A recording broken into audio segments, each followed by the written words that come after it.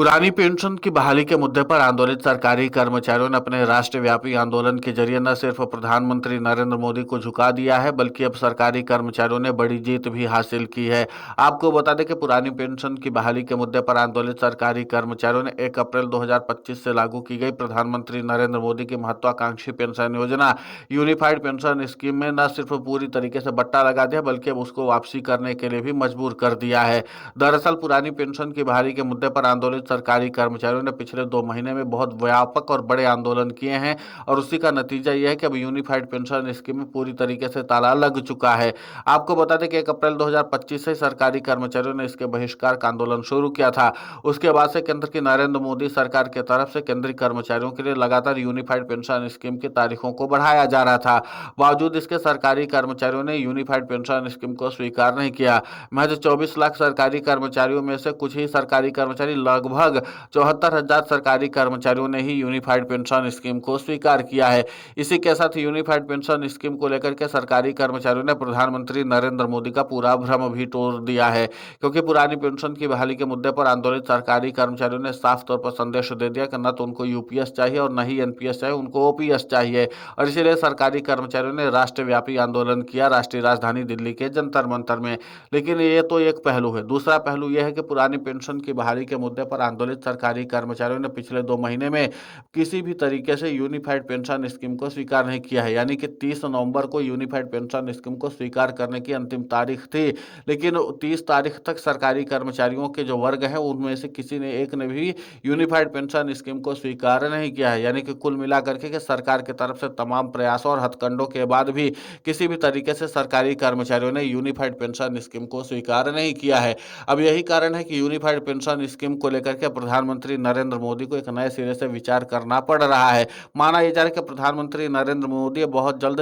Pension सचिव we Srinivas के साथ बैठक करके इस पे पीएफआरडीए चीफ को भी बुला करके सीधे तौर पर यूनिफाइड पेंशन स्कीम के वापसी का ऐलान कर सकते हैं। हालांकि सूत्रों के हवाले से मिली जानकारी के अनुसार यह कि प्रधानमंत्री नरेंद्र मोदी अभी फिलहाल इंतजार करने के मूड में दिखाई दे रहे हैं और दूसरी स्ट्रेटेजी भी अपना सकते हैं कि जो नवागत सरकारी कर्मचारी होंगे उनको सिर्फ और सिर्फ यूनिफाइड पेंशन स्कीम का विकल्प देकर के सरकारी कर्मचारियों के प्रति यूनिफाइड पेंशन स्कीम की लोकप्रियता को दिखाने की कोशिश कर सकते हैं, या फिर इस बात का ऐलान करवा सकते हैं कि अब सरकारी कर्मचारियों के पास एक ही पेंशन स्कीम है और वो है यूनिफाइड पेंशन स्कीम। तो जाहिर सी बात है कि इसके जरिए प्रधानमंत्री नरेंद्र मोदी प्रयास कर सकते हैं। लेकिन सबसे अहम बात है कि जिस तरीके से महज 74,000 सरकारी कर्मचारियों ने ही यूनिफाइड पेंशन स्कीम को स्वीकार किया है, उससे एक सवाल ये उठता है कि क्या सिर्फ 74,000 सरकारी कर्मचारियों के लिए राष्ट्रव्यापी तौर पर जो केंद्रीय कर्मचारी हैं उनको सीधे तौर पर इस यूनिफाइड पेंशन स्कीम को चलाया जा सकता है? ये कई अहम सवाल हैं जिसका जवाब भी प्रधानमंत्री नरेंद्र मोदी को देना होगा। दूसरी सबसे अहम बात है कि अब संसद का शीतकालीन सत्र भी शुरू हो गया और ऐसे में विपक्षी दलों की ओर से यूनिफाइड पेंशन स्कीम का पोस्टमार्टम किया जाएगा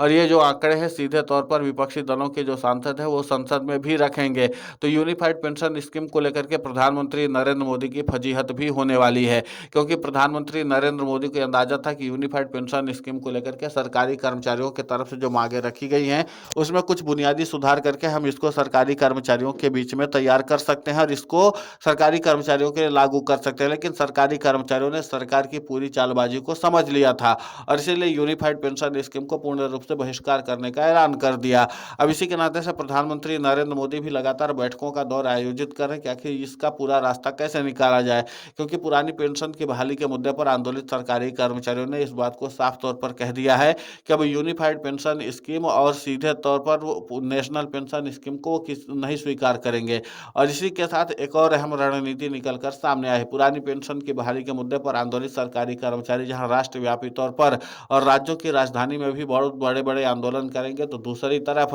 देश की संसद में भी यूनिफाइड पेंशन स्कीम के खिलाफ सरगर्मी मची होगी। और अब ऐसे में प्रधानमंत्री नरेंद्र मोदी के पास एक ही रास्ता बचता है कि बजट सत्र से पहले पहले कम से कम यूनिफाइड पेंशन स्कीम की वापसी का ऐलान भी करते हैं। और इसी बात से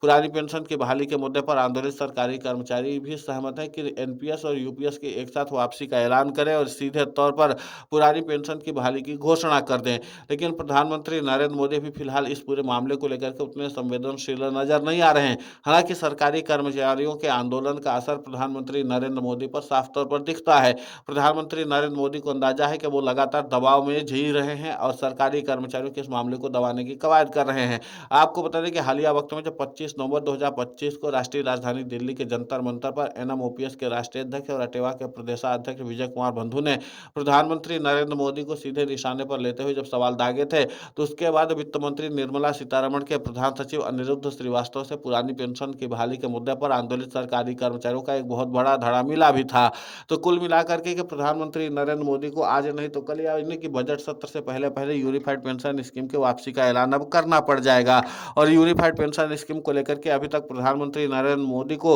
न तो पेंशन विभाग के सचिव वी श्रीनिवास ने कोई सही सटीक जानकारी दी है और न ही पीएफआईडी के चीफ की तरफ से कोई जानकारी निकलकर सामने आई। लेकिन इतना तो तय माना जा रहा है कि अब पुरानी पेंशन की बहाली के मुद्दे पर आंदोलित सरकारी कर्मचारी न तो समझौता करने की स्थिति में है और न ही समझौता करवाना चाहते हैं। अब वो सीधे सीधे हुबहू की पुरानी पेंशन की बहाली की मांग पर अड़े हुए हैं। एक और बात यहाँ पर ध्यान देने लायक है कि जिस तरीके से यूनिफाइड पेंशन स्कीम को प्रोजेक्ट किया गया था, इसका प्रचार प्रसार किया गया था, इतना ही नहीं पुरानी पेंशन की बहाली के मुद्दे पर आंदोलित सरकारी कर्मचारियों के प्रतिनिधियों के ऊपर भी दबाव बनाया गया था कि आप यूनिफाइड पेंशन स्कीम के लिए सरकारी कर्मचारियों को प्रेरित करिए। इतना ही नहीं, इसके अलावा जो पुरानी पेंशन की बहाली कर चुके राज्यों के मुख्यमंत्री थे, उनको भी बाकायदा केंद्र की नरेंद्र मोदी सरकार की तरफ से पत्र भेजा गया था कि आप नेशनल पेंशन स्कीम और इसी के साथ यूनिफाइड पेंशन स्कीम के बारे में विचार करिए और अपने प्रदेश के सरकारी कर्मचारियों को इससे अवगत कराइए, ताकि इससे सरकारी कर्मचारियों को जोड़ा जा सके। लेकिन पुरानी पेंशन की बहाली कर चुके राज्यों के मुख्यमंत्रियों ने साफ तौर पर कह दिया कि हमारे सरकारी कर्मचारी ओल्ड पेंशन स्कीम ही पा करके खुश है और इसी के नाते से वो किसी भी हाल में स्विच नहीं करना चाहते हैं।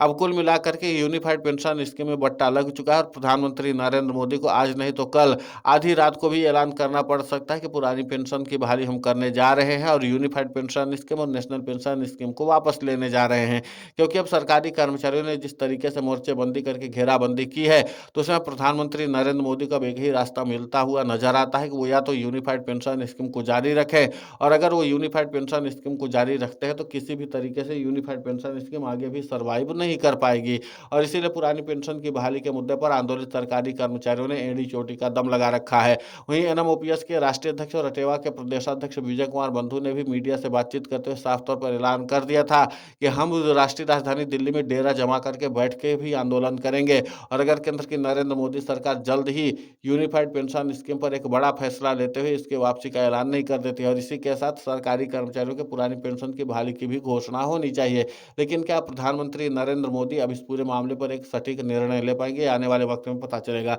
फिलहाल इस पूरे घटनाक्रम को लेकर के आपकी प्रतिक्रिया बहुत महत्वपूर्ण होती है, आप हमें कमेंट करके जरूर बताएं। साथ ही पुरानी पेंशन की बहाली के मुद्दे पर हम लगातार आंदोलित होकर के खबरें चला रहे हैं। आप हमारे समर्थन के लिए चैनल को सब्सक्राइब करें, खबर को ज़्यादा से ज़्यादा शेयर करें ताकि पुरानी पेंशन की बहाली का मुद्दा और बुलंद हो।